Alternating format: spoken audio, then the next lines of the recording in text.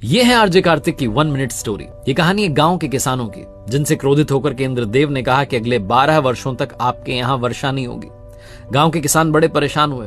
इंद्रदेव ने कहा एक ही उपाय है, भगवान शिव जी के पास जाओ, अगर वो डमरू बजा देंगे तो उसी पल आपके यहाँ बारिश हो जाएगी।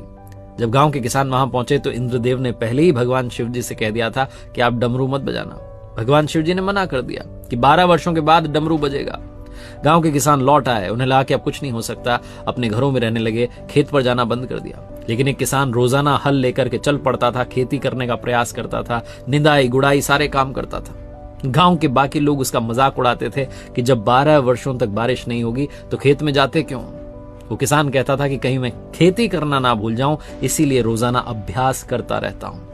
मां पार्वती ने जब ये चर्चा सुनी तो भगवान शिव जी से कहा कि वहां एक किसान जो है रोजाना जाता है अभ्यास करने के लिए कि कहीं खेती करना इन 12 सालों में ना भूल जाए, आप कहीं 12 वर्षों में डमरू बजाना ना भूल जाएं। जैसी मां पार्वती ने कहा, महादेव जी ने डमरू उठाए जांचने के लिए कि बज रहा है कि नहीं। डमरू बजा और उसी पल उस गांव में बरसात हुई।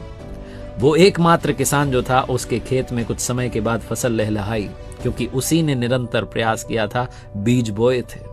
जीवन में लगातार प्रयास करते रहिए, क्या पता कब डमरू बज जाए।